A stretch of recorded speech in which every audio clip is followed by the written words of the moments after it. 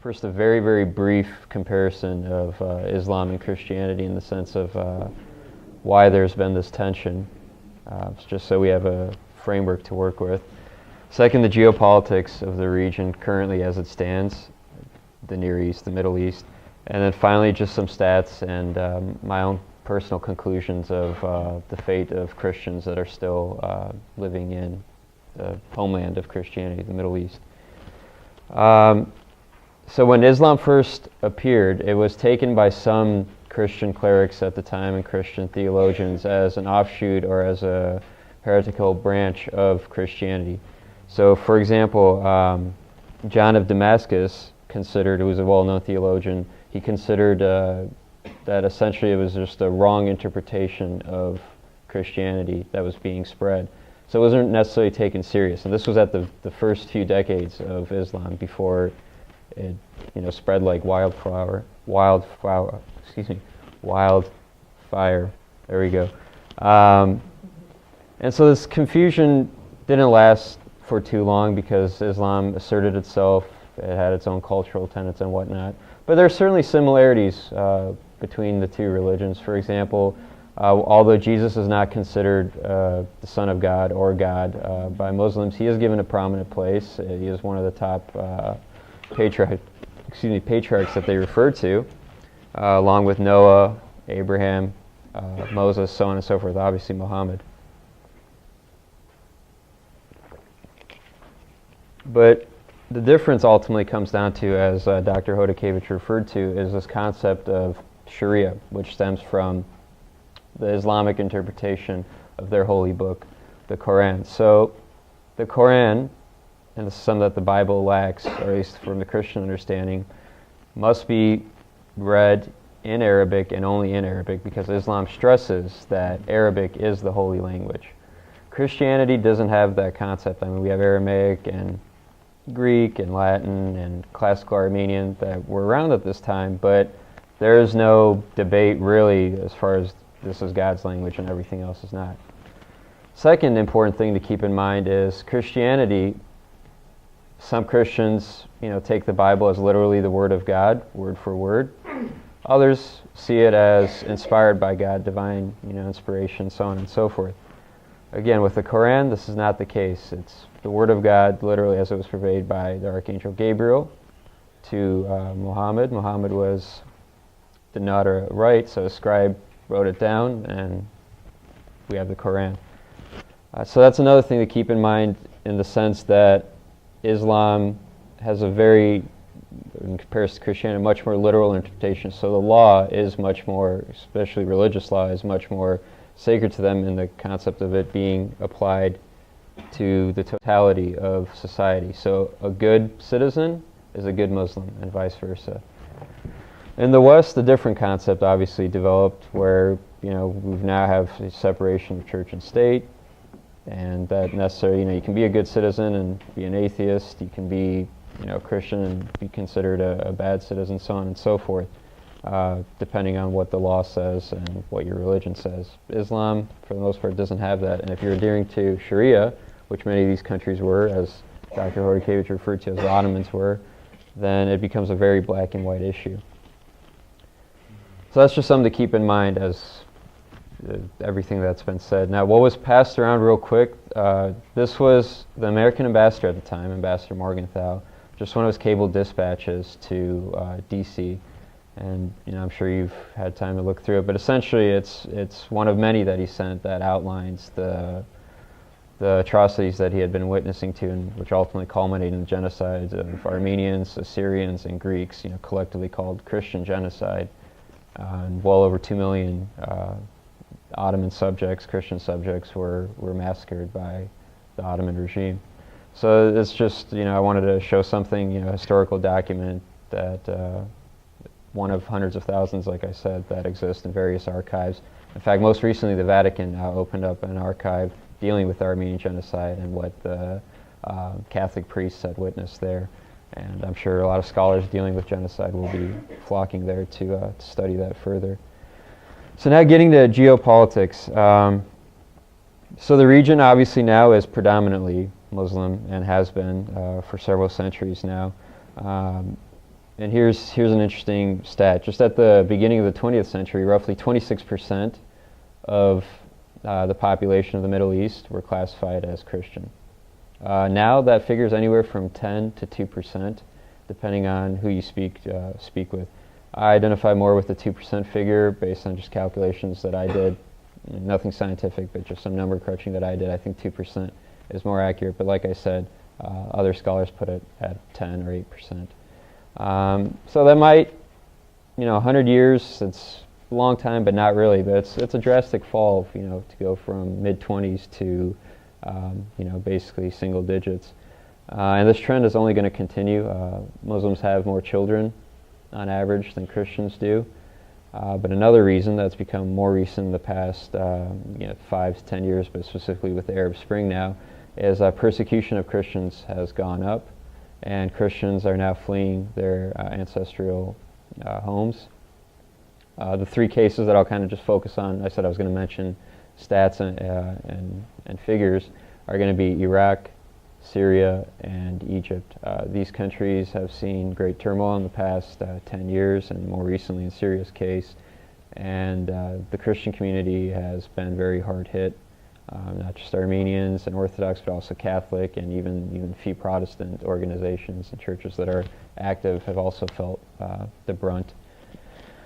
But sticking with geopolitics for a little bit, so in the past, we're all familiar with the crusade that was launched by the Western Christians to reclaim the Holy Land. Well, in the past, even though you could say there's political reasons behind it, obviously, there's still this religious notion to protect Christendom. Now that no longer really exists. Most countries that adhere to Christianity, again, we have this civil and the secular divide versus the religious in most Western countries, and even non-Western countries that profess Christianity. So there really isn't a guarantor of Christians like there was in the past. Even to the lead up of the genocide, and during World War I, when Europe still had some monarchies who were tied in with their Christian churches, you had various high-ranking royalty and just public officials using this notion of protecting Christians in the region, looking out for Christians, and warning the Sultan not to interfere and not to cause any harm, so on and so forth. You no longer really hear that. You hear that from religious organizations, obviously. You hear that from organizations that just deal with refugees. But for the most part, other than with an exception, I believe it was a few months ago, Prince Charles mentioned that Christians in the Near East are being persecuted, and how that Christians in the West should stand up for that. Governments should speak out against that. For the most part, you don't really hear that anymore. In the past year and a half, you've been seeing some of that coming out of Moscow. The Russians obviously have been supporting Bashar Assad against the insurgents. You've been hearing some notion of Christians are under attack and Russia has an obligation to protect them, or at least to encourage the Assad government to protect them. But even Russia, there's only so much it can do, and probably not willing to really get actively involved.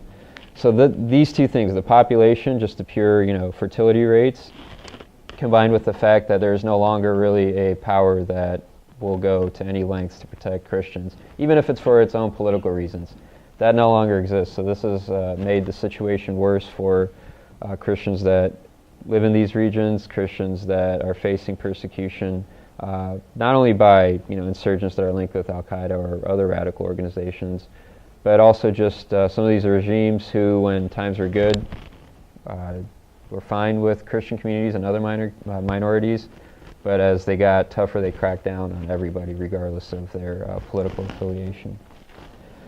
And then finally, just some stats as far as percentages and number of churches and people killed recently. So, not too long ago, just April 15th, an Armenian Catholic school was bombed in Damascus, and one child was killed. Obviously that was condemned by the Catholic Church, the Armenian community, the Armenian government, and community members as well. But you don't really hear too much about it in the press, and this is just these are just very, very brief episodes to highlight the fact that these things are ongoing. There's nothing new about them. It's just the Western press, for the most part, is not covering them. You hear a lot about Palestinian refugees and, you know, what the issues that they face under, you know, Israeli occupation, so on and so forth, but you rarely ever hear what's going on with the Christian communities in these countries. Another one, 26 killed in Dora neighborhood of Baghdad this past Christmas.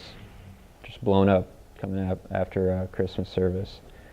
The Muslim Brotherhood in Egypt, which was recently, you know, there was a coup, or you know, some people don't think it was a coup, but regardless, the Morsi was replaced, and the Muslim Brotherhood took to the streets, and obviously the Coptic Christians, who, you know, there's roughly 11 million of them or so in Egypt, bore the brunt because they were an easy scapegoat.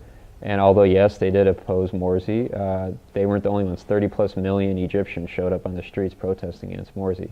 But who got the brunt of the pro-Muslim Brotherhood anger?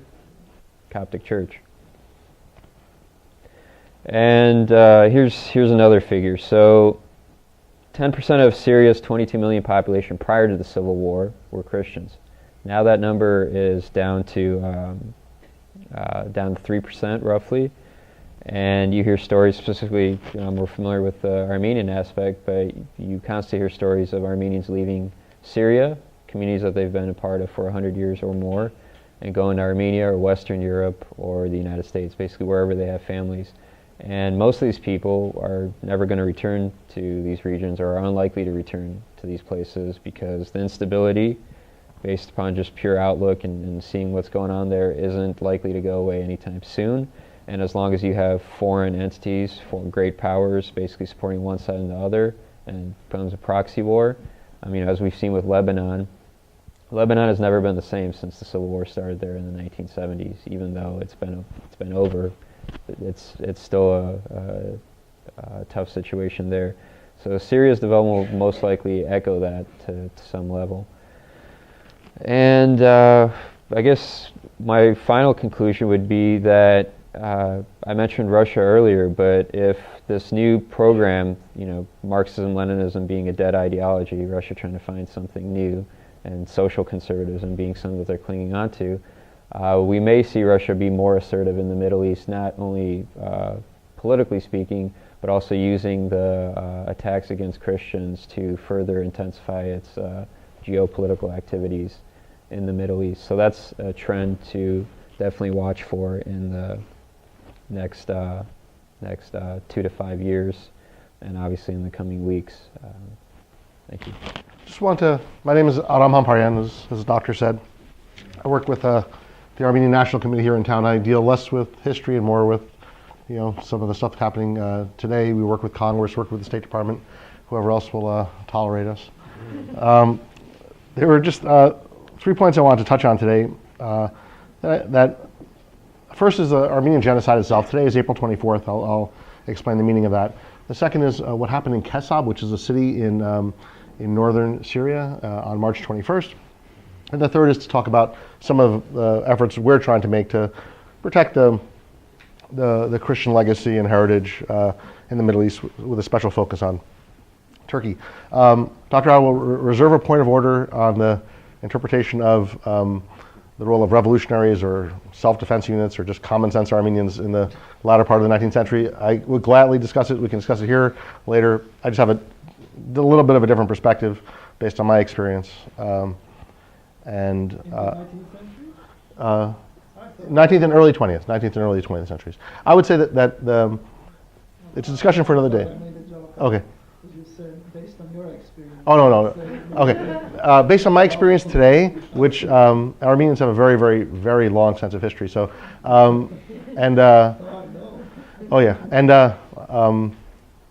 history of the last 150 years has been a terrible and painful learning experience for Armenians. But we can discuss that later if you like. I'm glad to. But just today is April 24th. It was 99 years ago on this day that the Armenian genocide started. It started with, as the doctor said, the roundup of intellectuals and other community leaders, religious leaders, lawyers, people who might serve as in some leadership capacity, were rounded up in Istanbul and killed. That was followed by disarming of men, largely in the military, and then the sort of vast just deportations of women, children, elderly into the desert.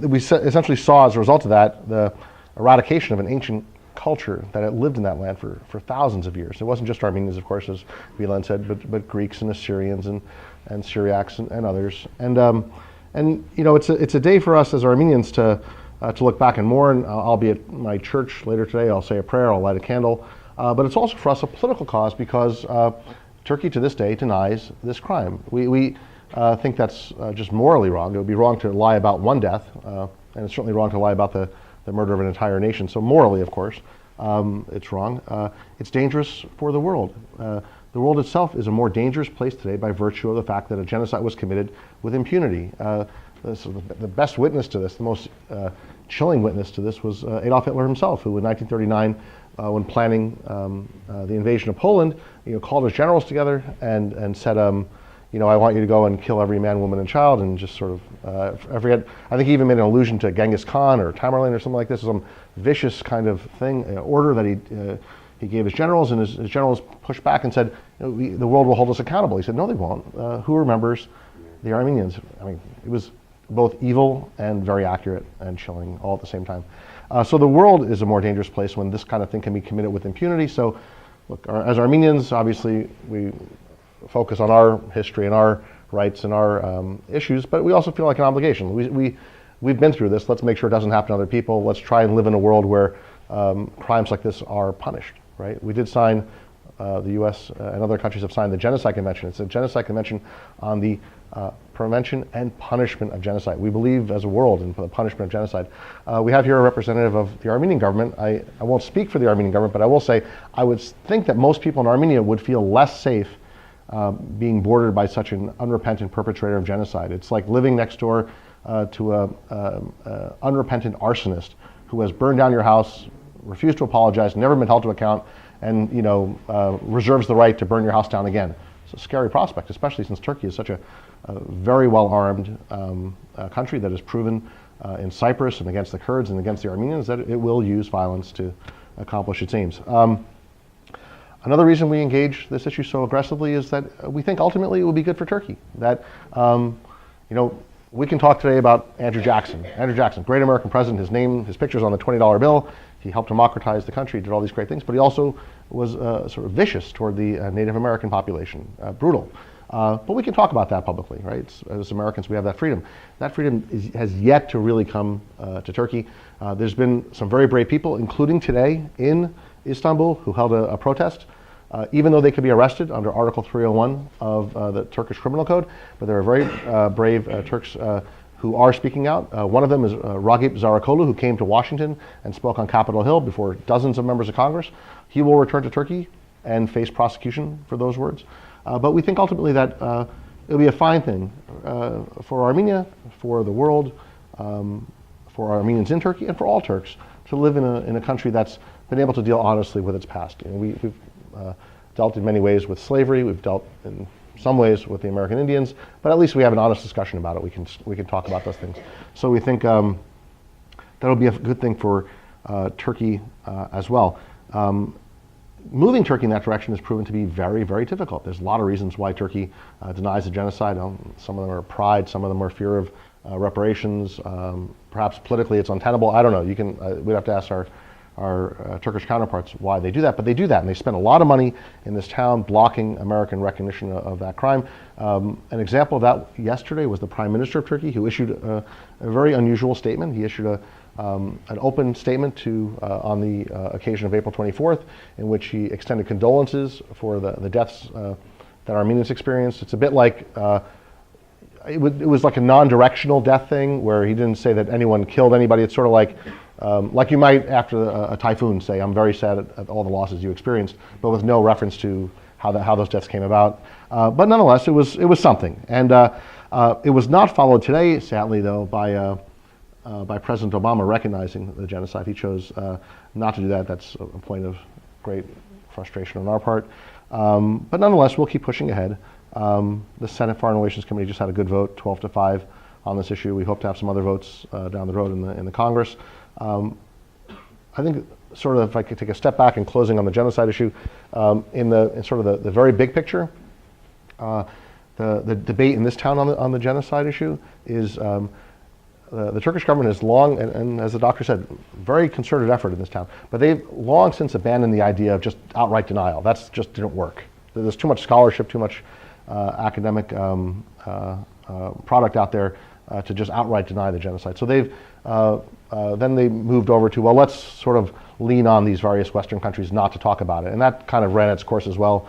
And now I think they've entered into the sort of the phase of saying, well, we are willing to engage on this issue, and they did sign some protocols with Armenia on the subject, which I think they've used as kind of a shield to say, well, there's dialogue going on. The rest of the world need not speak on this issue because there's productive discourse, and gosh knows, it's, sure, we signed it 5 years ago, but progress is just around the corner. Don't jeopardize it. We're going to get this done. And they like to define this. In fact, I can tell you, in speaking to very senior people in the U.S. government just this week, they said, well, we're not going to, President's not going to repeat what he promised during the campaign, that he would recognize genocide, because we think this is an issue best left to the Armenians and the Turks. If there is a more fundamental misreading of human rights in this world, I haven't heard it, because the whole idea of genocide, the whole idea is that it's not a matter between the victim and the perpetrator. It's not. It's a matter between the perpetrator and the world. It's a matter between the perpetrator and the world. But Turkey has succeeded in this town because of their NATO leverage and business clout and all the other stuff, saying, no, America, you stay out of it. Let Turkey, 16th biggest economy in the world, second biggest army in NATO, vast asymmetry in terms of power with Armenia. Let the Turks and the Armenians work it out. In a sense, a cruel thing. You wouldn't tell a rape victim and a rapist to work it out, or you wouldn't tell someone. You just don't deal with that. That's just a crime of that order, even committed against one person, is a matter for the society to address, not for the victim to address. And that's, I think, fundamental issue we have on that front. Fast forward to last month, March 21st in the morning, there was an attack on the town of Kesab, which is in the very, very northwest of Syria, right near the Turkish border. Literally, you can throw a stone and hit the Turkish border, and you can see the border guards and all the rest, and in Turkey. And who did the attack? I can tell you who I think did it, but I think more importantly, we could look at what the ambassador to the UN, Samantha Power, said, what Senator Dianne Feinstein, the Intelligence Committee chairwoman in the Senate, or Senator Robert Menendez. They all said this was an extremist Al-Qaeda linked attack. I think Samantha Power said it was ISIL, I-S-I-L, this Islamic, ISIS perhaps, ISIL. Okay. I believe so. And so it's an extremist group as identified by senior U.S. officials. Our read of the situation, based on the geography, based on eyewitness accounts, is that Turkey facilitated this attack, and that if you study the geography of the region, it's really, really, really hard. I would advise you all to look at a map of the region. Unless they parachuted in, which they did not, those soldiers could not have come from anywhere but Turkey. We welcome the U.S. condemnation of the attack. And that was a good thing. It came very quickly, and we worked with our colleagues in the government on that. But they did not then call out Turkey on that for their role in the effort, which is very frustrating for us. I'm old enough to remember when we used to have sort of a zero tolerance policy toward NATO allies cooperating with Al Qaeda. Maybe it just ages me, but I guess in 2014 there's it's a gray area now that a NATO ally can essentially openly work with the avowed enemies of the United States. We are literally helping fight a war in Afghanistan against the same group that a NATO ally is aiding and abetting in Syria, to the detriment of an innocent civilian population of about 2,000 Armenians who were driven from their homes. That presence, dating back hundreds and hundreds of years, essentially destroyed. Finally, in terms of a remedy, and these are tough remedies, what is the major trends about the welfare, the viability of Christians in the Middle East? That is a tough one. I don't know that anyone would say that there's a bright future, but so we look for remedies where we can find them. One place that we've looked is regarding religious properties. Our estimate in the territory of the current territory of Turkey is home to about 2,000 Armenian religious properties. Some literally have no building left, they've turned to dust. Others have operating churches. There's about 38 operating churches. Others have churches that have been converted to other purposes. Others are cemeteries or other types of relics. But there's about 2,000. I would add another 1,000, maybe 800,000 of other non-Armenian Christian properties. And we'd like to see those returned. We'd like to see Armenians and Greeks, Syrians and others be able to go and pray on those sites. There's very little question about whose properties they are. It's hard to imagine that anyone else but an Armenian would build an Armenian church. It's very rare in the world, although we welcome it. And actually, there are many churches, not many, there are some churches that are now Catholic churches in Poland that were built by Armenians back literally about 1,000 years ago, after the collapse of Ani, the Armenian capital. Some of them had traveled to Poland, built churches, but then sort of drifted and sort of melted into the population. We actually, though, have a new ANC chapter in Poland, which we're very proud of. So we're, Chairman Royce, he's the chairman of the House Foreign Affairs Committee, and ranking member Engel. These are two leaders of the House Foreign Affairs Committee. They're currently in Armenia, but before they left, they introduced legislation that would ask the State Department to report annually on Turkey's progress in returning these Christian church properties. We think that's great legislation. It's a meaningful dialogue that we can have, the U.S. can have with Turkey. We think this legislation will help add some texture and robustness to that dialogue. So we're hoping that will go through. It builds on previous legislation that's been more aspirational in nature. I won't bore you with those details. But that's where we are. So it's April 24th. We're marking the 99th year since the genocide began. We're troubled by what happened in Kesab in Syria, and one of the remedies we're pursuing, deals with seeing if we can return some church properties to their rightful owners. So with that, I will wrap it up, and I very much look forward to hearing your thoughts and answering any questions you might have. My question is, how much of a role you think economics plays in precipitating genocide? You made reference.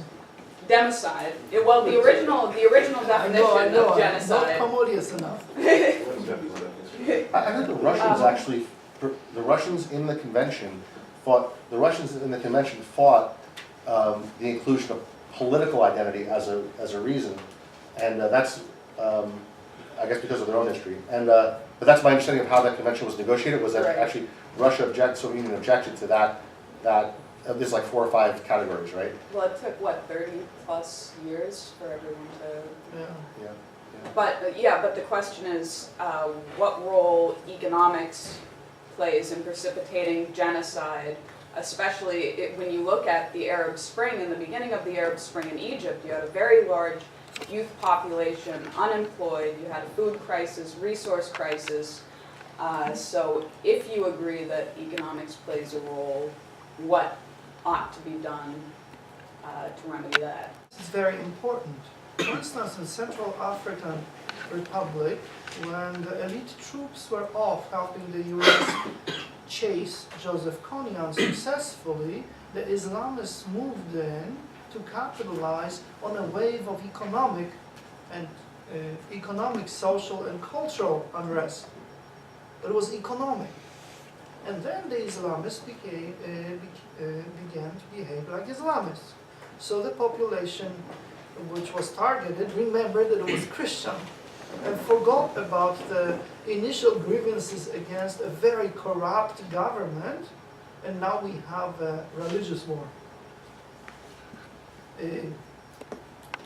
Obviously, when you deal with regimes like Pol Pot's, the economic interpretation of class struggle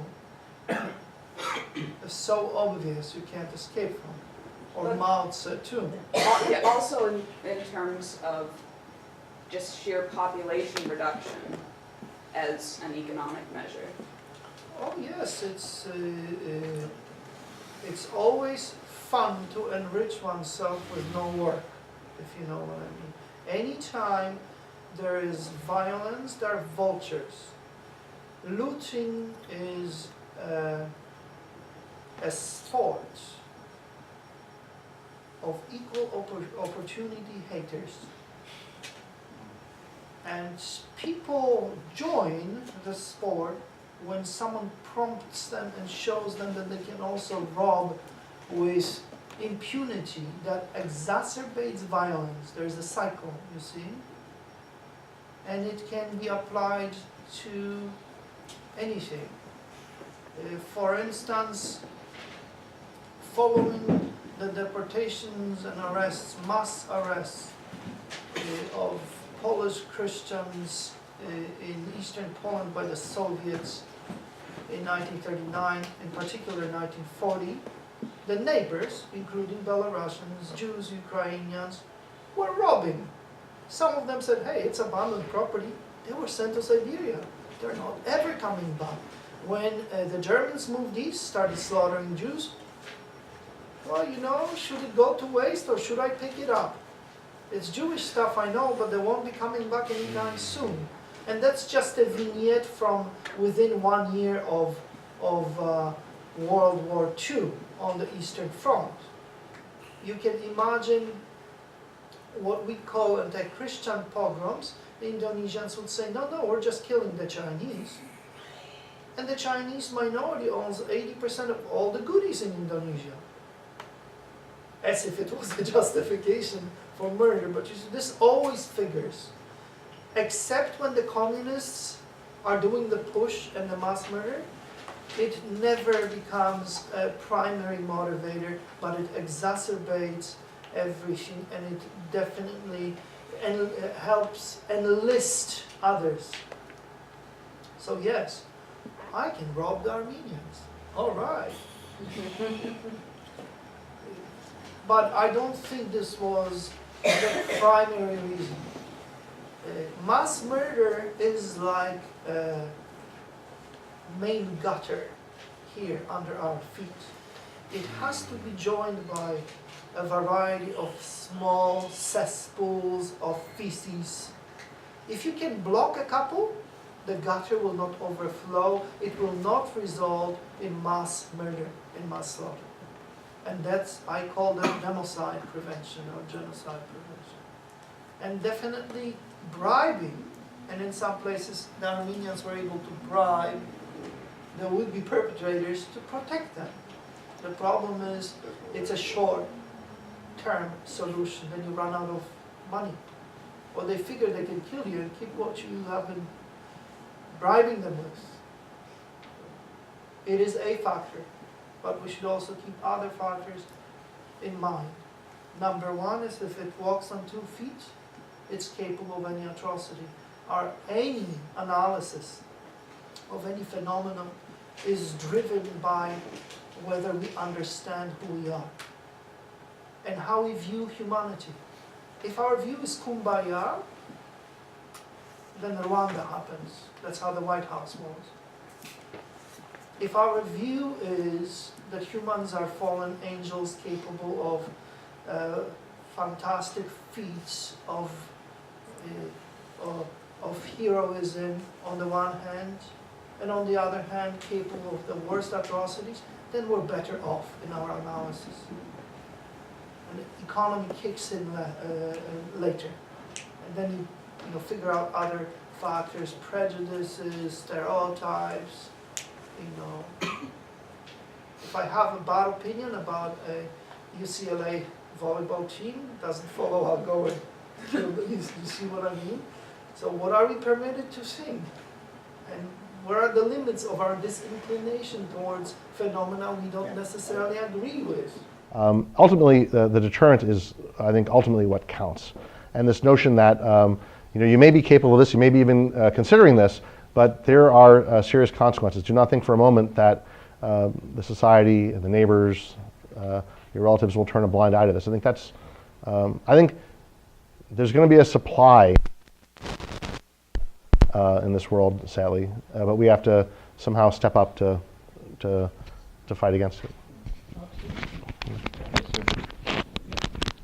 Thank you so much. I really appreciated this. And I'm thinking out loud to myself, I don't do it now, or to you, that however horrible and unjustified the Armenian massacre was, it certainly was, I won't deny that. But just, I don't know if it's a question or a reflection, you can comment on it. Just think of a larger scale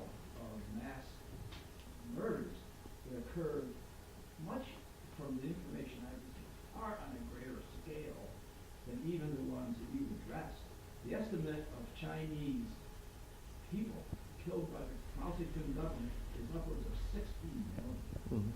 Has China ever apologized for that? The estimate of kulaks killed in Stalin's regime, of other Russian citizens killed, go to 10, Soviet. 20, what?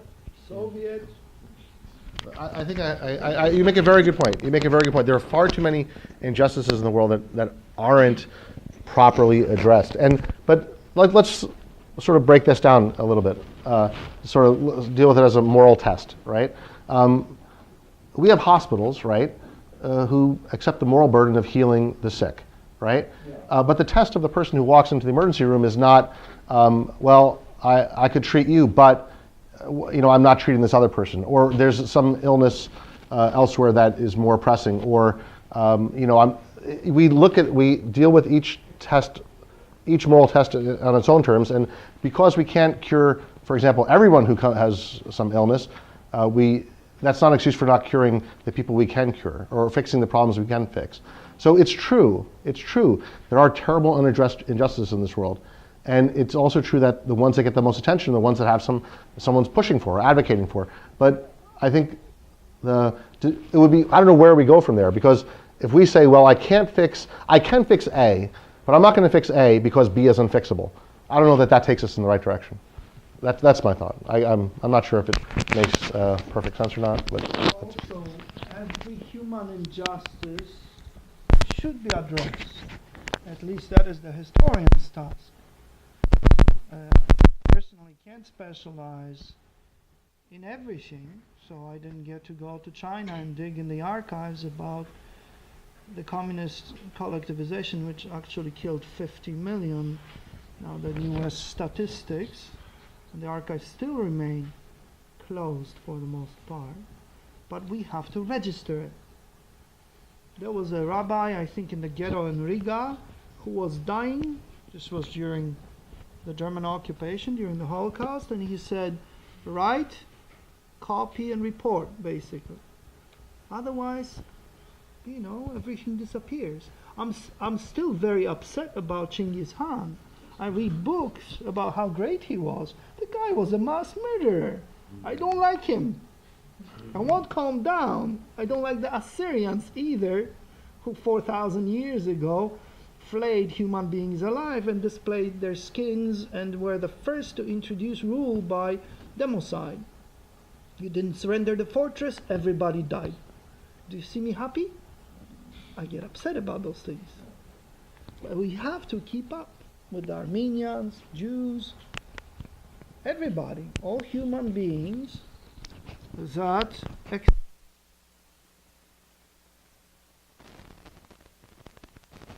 dictatorship.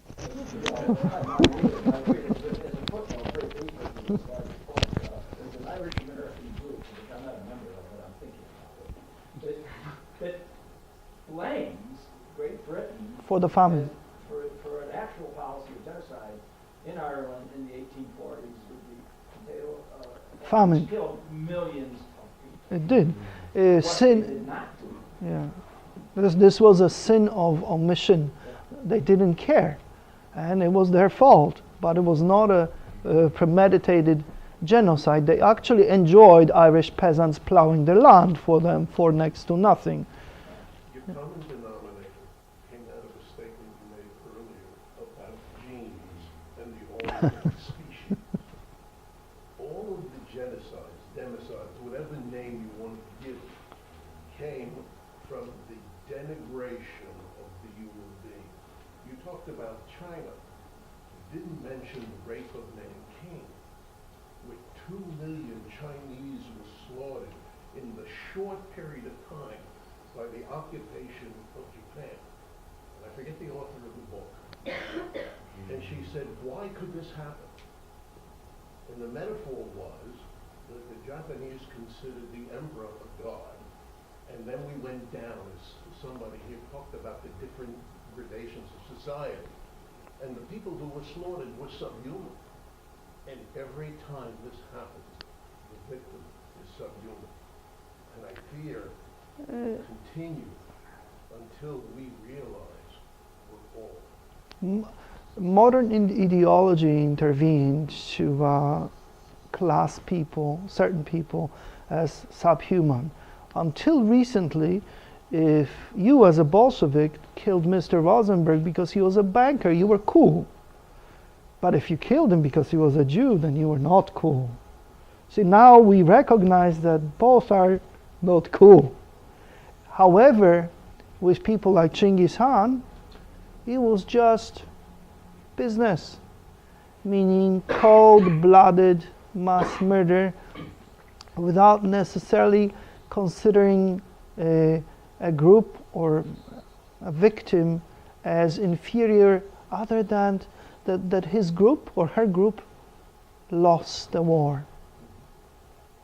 So it is also a question of power. And how do you perceive power when you have it? I think Rommel said, power tends to kill, absolute power kills absolutely. Yeah. Comment about the comment that Usher made. In my opinion, what distinguishes Armenian power in Washington might be decreasing to even in a very small way. To what extent do you think his comments were made out of possibly fear of the inevitable or trying to put off the inevitable? Yeah, clearly. It's our sense is that he feels increasingly isolated on the issue. For the first 50 years after the genocide, the Turkish government ignored this issue because they could ignore the issue. Of course they would. When Armenians raised it as a political issue, as an academic issue, historical issue, they first response was to lie about it. Then a couple of decades later, when that didn't work, they kind of bullied and different governments into trying to bully them into silence. Then they spent a lot of money to kind of like, I would say bribe possibly, or to influence through financial means outcomes about people recognizing this crime. And now I think they've retreated several layers, right? And now they've retreated to the point of saying, sure, something happened. It wasn't our fault. We feel we'll extend to you our condolences, and can't we just, draw the line there? And the answer is, of course, no. The remedy when you have a conflict with your neighbor, right? You work it out yourselves. If you can't work it out yourselves, you bring in some mediator, or maybe a friend, or a cousin, or a neighbor, local policeman, whatever. You try to work it out. But when the crime has been committed, right, the remedy is some sort of justice. And I think Turkey has fallen back right to that line, and they're drawing this line saying, look, we're being super generous here by admitting something terrible happened, when the world itself has sort of gone beyond that point. So they're not really ceding much. But I think my general sense is that it's a function of necessity that the Prime Minister felt the need to say that. If he could have not said that, he would not have said it. And the evidence is that for many years they didn't say these things like that. Let me just add one more thing kind of off of that. So at the Institute of World Politics, political warfare, psychological warfare, all that is emphasized. Erdogan's statement, for me, as soon as I saw it, was a classic example of perceptions management. And I got a real-world effect of that. I have a very good friend. She lives in France, French, also former IWP student, Charlotte. And she texted and said, hey, did you see the statement that Turkey's prime minister made? It's pretty good, isn't it? And I said, no, not really. And she said, well, what do you mean? It's look, he's saying that they're sorry that all these deaths happened. But I was like, well, no, they're not really saying that. It's very vague. And I was like, but you just proved why it's effective for them, but it's not really an apology. Your perception as a non-Armenian and somebody who hasn't really studied the history, other than 1.5 million Armenians were killed during World War I. She didn't take my seminar. You saw it as like them extending an olive branch, or at least a hand, or some kind of dialogue starting. And when I broke it down for her, she realized, yeah, he's right. This is perceptions management. So I just think we have to be very careful with that stuff. I mean, ultimately we're talking about the United States using the G word, or the president using the G word, genocide. That is important. But the most important thing is for Turkish society and for their government to be using that term actively, and not for a handful of liberals to be using that there, getting punished for it, and then coming here. That's great, and it's a good start, but there's still such a long way to go. and next year will be 100 years.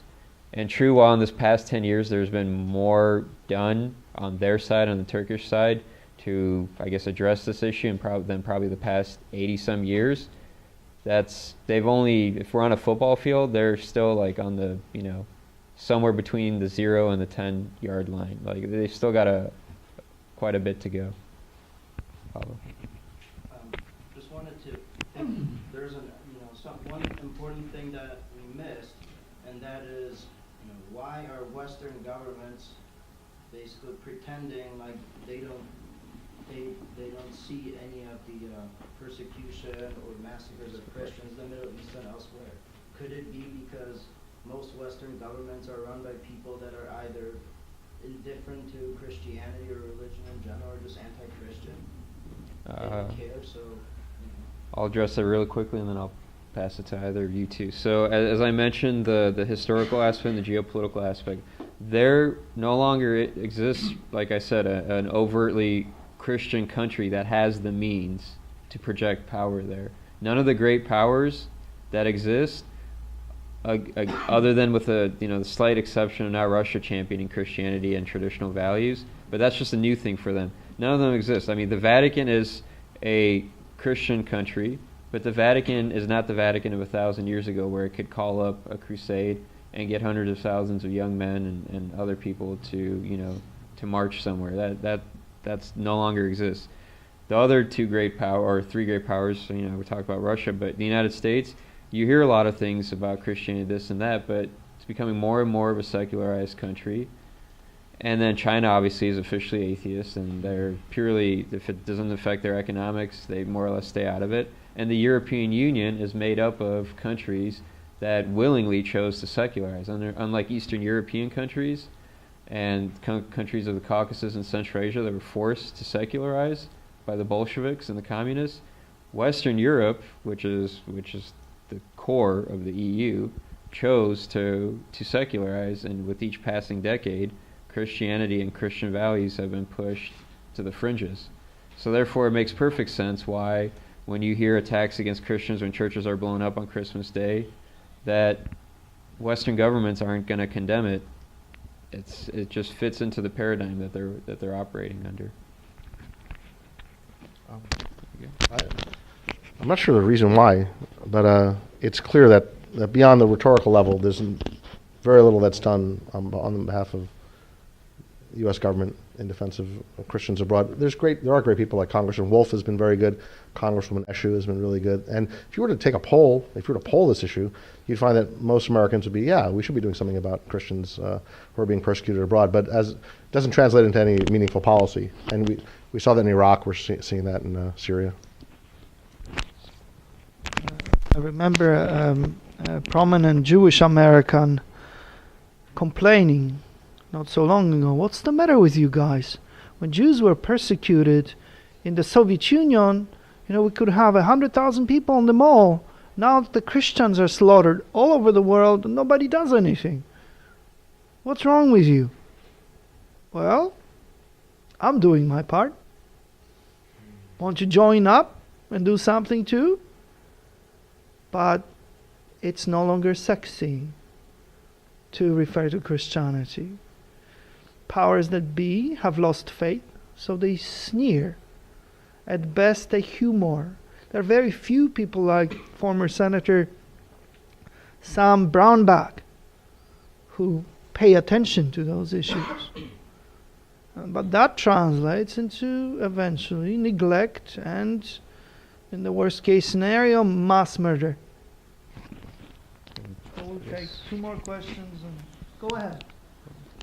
Yes, in my analysis of the situation, I think one of the difficulties for Western governments specifically about the situation of Christians in Syria especially, is that it's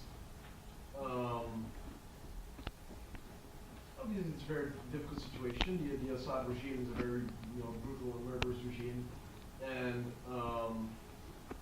Western governments are taking a stand against this regime, but at the same time, of course, the Christian population in Syria suffers, mostly under Assad's opponents.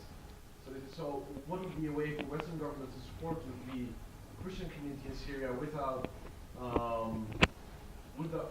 appearing to support Assad or his regime? Like what would be a way? Because I think that's difficult for one of Americans. It's not necessarily bad will, but also this, political difficulty with this. There are always political difficulties. But they're always an excuse. If you want to do something, when there is a will, there is a way. It's a very nice Yankee proverb. I've never not done something because there were difficulties. On the contrary, they spur me on. And you do the right thing, and then you sleep well at night. No, it's realistic because I know myself and I'm speaking for myself. If you elected me to an office, then I would have to be harsh and ruthless. But I don't need to as a private citizen and also as someone who organizes himself and his things outside of the government. So I'll tell you about a very idealistic organization that was very much into mass murder prevention and was extremely successful. Blackwater.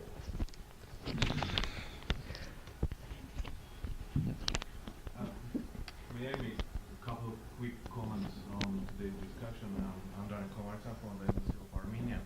And first of all, regarding the statement from the Prime Minister a couple of days ago, the Armenian official response to that statement was that Mr. Erdogan's statement was an advanced version of denialism.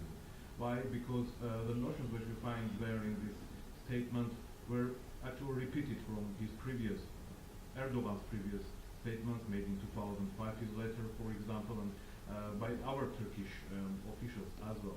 Even some papers which call it an unprecedented and referring to the condolences. Let me say that if one reads carefully the Erdogan's address, it extends condolences not only to Armenians but also to all victims of the First World War, including probably in his mind also the perpetrators of the genocide. So it sounds a little bit strange to put the victims and the perpetrators of the genocide on the same level. Can one call it a condolences or apology? We don't think so. On the issue of notion of religion, politics, and other aspects which brings to the genocide, it's of course a complicated issue. What makes a person who lives with a neighbor for centuries to go the next day and to kill that neighbor? But probably we should look at that issues in their complexity all together. Of course, the Armenian genocide was organized centrally in Turkey and was supported by the Turkish government. We have today in archives the orders which came from the very high level of Turkish government going to the local authorities in Turkey, ordering them to deport and to kill Armenians. Some, as you mentioned, local Turkish authorities refused to do that, and one of them, ethnic Arab Faisal, was saying he wrote a book about that, and he also brings these documents as an example that he refused to do that, but it was centrally planned. Regarding the religious aspect, of course, it is not new in politics that the politicians exploit the religious aspect to come to to gain some point or to do something that they want to do. In the case of the Armenian genocide, we also saw the opposite, that Muslims helped Armenians to survive. And one of the probably illustrative examples was the fatwa of the head of Mecca, Emir of Mecca, who was from the Hashemite dynasty, who sent the fatwa to all Muslims, ordering them to protect Armenians in the Ottoman Turkey. Economics, of course, they played a role, as did the political aspect. But let me say that not all the Armenians were in Ottoman Turkey were inclined towards Russia at the beginning of World War I. In reality, Turkish Armenians and their leaders and political parties, they made clear that all Turkish Armenians will support Turkey in the World War I because they consider themselves obedient, loyal citizens of Turkish state then. And the Armenian Revolutionary Federation, one of the revolutionary parties that you mentioned, they also made very clear statement on the eve of World War I that they are going to support Turkey in the First World War. Of course, there were Armenians in Russian Empire which fought in a different way, but for the first time in the history, during the First World War, Armenians contributed to the Turkish army in a massive number. Never before that Armenians were participating in the Turkish armed forces in such a scale. And of course, you know that in 1909 there was a revolution which brought young Turks to power in Turkey, and Armenia supported that revolution, and that's why also Armenian political leaders decided to support Turkey also militarily. And that, of course, played a very tragic effect on Armenian population because a number of speakers mentioned today. First of all, Armenian men were gathered from those battalions from the armed forces and were killed. First of all, Armenian those who were capable to carry arms were killed. Yeah. But also there were some heroic pages where Armenians fought in the Turkish army only in the Battle of Dardanelles. For example, one of our heroes was Armenian. Unfortunately, when he returned to his hometown, he found all his family slaughtered. So with those comments, I wanted to contribute to this debate. Thank you. Okay, I think the lady wanted to ask a question, and that's a. I just want to actually make a comment I was thinking to expand on your idea of domestic violence and where the business of the home and that sort of state sovereignty. So this is what is learned. Now, if you keep it in account,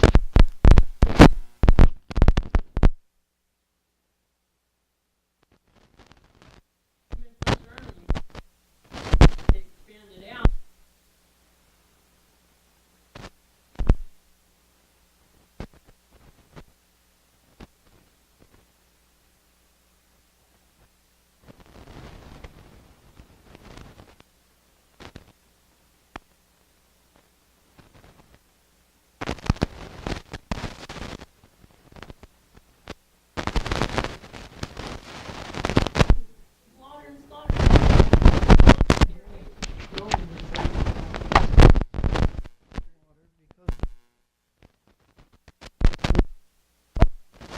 Important one. However, it's predicated on a decent regime. Not decent, but not most regimes are not mass murdering regimes. Mass murder happens from time to time. It'll continue to happen, but it's not good reason enough to get rid of the idea of national sovereignty. I'll tell you why. Because then we would be able to intervene in Korea, which would please me to no end, but nobody would intervene in China. That's right. I know. Do you see? Because China's big. It's an awful thought. Yes, China's too big. Too big. The only Cambodia, maybe. North Korea, maybe. small African country, perhaps. Yes, and the response to any threats to national sovereignty, to the idea of national sovereignty, would be nuclear proliferation by tidbit regimes armed to the teeth, practicing brinkmanship in the third world.